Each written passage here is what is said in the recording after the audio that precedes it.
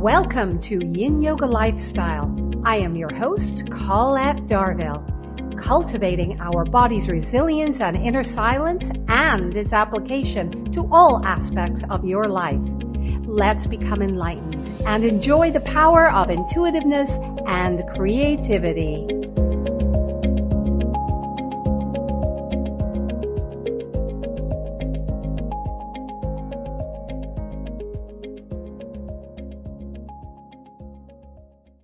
You are listening to Society Bites Radio, social interaction for the mind and soul. Hello, and thank you for joining us today. I am your host, Colette Darville, and this is Yin Yoga Lifestyle. So now let us take a deep meditative breath. Inhale, so. Exhale, hum. Arianne Traverso is AriOm and the creator of bizyogi.co. She is a yogi, business consultant, and retreat leader specializing in creating business and life connections, brands, and taking entrepreneurs to their desired place in life and business. Born in Peru during one of the country's scariest times of terrorism, Arianne and her family moved to Miami in search of a better life. Always a creative kid, full of energy, passion, and determined to do whatever she wanted, Arianne opted for the path least taken, but determined to succeed. Graduating cum laude with a BFA in graphic design, Arianne became a yogi, then strapped on her travel shoes and explored the world. The responsible Arianne started working as a graphic designer in an ad agency, but working for others wasn't her claim to fame. Arianne describes herself as a free spirit, an acrobat, a gypsy soul who travels by the speed of light. And like a good Gemini, she owns many skills that create the perfect equation to be an entrepreneur. Coming from a long line of business owners, she is inspired constantly to make it happen through effort, passion, and fun work.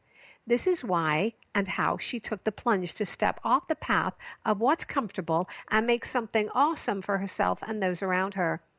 Arianne and bizyogi.com is the place for all things yoga, and she is passionate about how she and her clients each change the world, one Om, one brand, and one business at a time. Welcome to Yin Yoga Lifestyle, Arianne. Thank you. That was such a beautiful introduction. Well, you're worth it. I'm so excited to be here. Thank you. You're welcome. Now, you have passionately studied yoga and meditation for years, right? How did you discover it? I was in college. I think it was my first year. I was actually studying architecture at that time. You know, an architect, anybody out there, whoever went to architecture school, it's you don't sleep, you don't eat. No. No. Yeah, it's an ongoing lifestyle. Yeah. And my boyfriend at the time, he was like, hey, there's this thing called yoga. I think you should try it. And I was like, okay. I had no idea what it was. Like I was familiar with like Eastern forms of religion and philosophies that I had studied in high school because I was a freshman at that time in college. But I had never heard about yoga. You know, Buddhism, check, those philosophies. Yeah. So I went into this one class, which was extremely challenging. And I was always an athletic girl. Like I always played sports and, grew up like going to the beach and swimming and skateboarding and all this stuff. But I wasn't flexible at all. Like I couldn't touch my toes, even if you paid me. So I went into this class and it was hot and we were, getting bent, and then they said to go upside down. I was like, what am I, where am I? But then there was this moment where, we went into Shavasana that I had never experienced before. It was quiet. My mind was in a place that, as we all know, who, maybe your first time meditating, there was like this aha moment. Mm-hmm.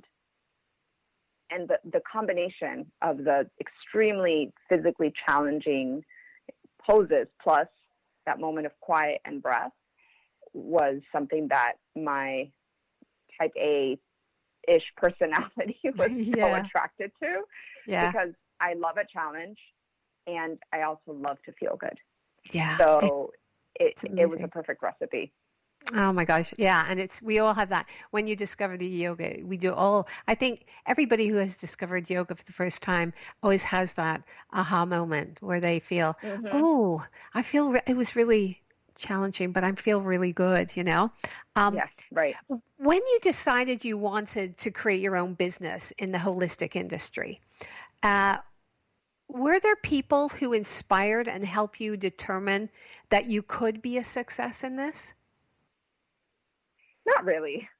No. I That's mean, hey, look, that's great. You did on your own it was, steam. yeah, it was an interesting mix, because when I graduated college, instead of opting to work like in the traditional, office sense, because I graphic design and architecture and all this stuff. Um, I had done some interning at an ad agency, and I liked it, but it was kind of stifling. So I started freelancing as Mm, a designer, and I started working for a photographer, um, editing and being an assistant. It was sports and fashion and high-end lifestyle shoots. And that, I think, gave me the taste of freedom. So I started investigating how I could continue this, laissez-faire lifestyle that I led, worked, some days a week, make good money. And then I started teaching, at night times, on the weekend. So I had this combination of my two, I guess, passions, because I loved the photography and the art and the graphics, and I loved teaching. Um, so I kind of was modeled after my family, because both my grandparents and my dad, they're entrepreneurs. So I was like, well, they can do it, I can figure this out. So I just started figuring it out. I had no structure. I had no idea. I knew that I had to make X amount of money mhm. to pay my bills and to travel, because that's what I love to do. I love to travel. So I said, I'm going to figure this out. So that was And your I did. goal. Those were your Yeah. goals, right? Yeah. Um, Super simple. well, hey, look, sometimes simple is best, right? Right. You know. Um, so what were your intentions when you first started your business, Biz Yogi? And how has your vision changed as more of us are taking responsibility for our health and wellness Hmm. these days, and in light of this pandemic that's going on? Um, so can you sort of enlighten us a little bit on that? Yeah, of course. So, I mean, we just spoke about, this is like 2005, 2006. So Yeah. fast forward to when I became more of a yoga entrepreneur, I would say 2012, when a couple friends and myself opened a studio. And that's when I feel I'm a businesswoman really hit me, because one thing is working for yourself and having your own brand, having your own identity.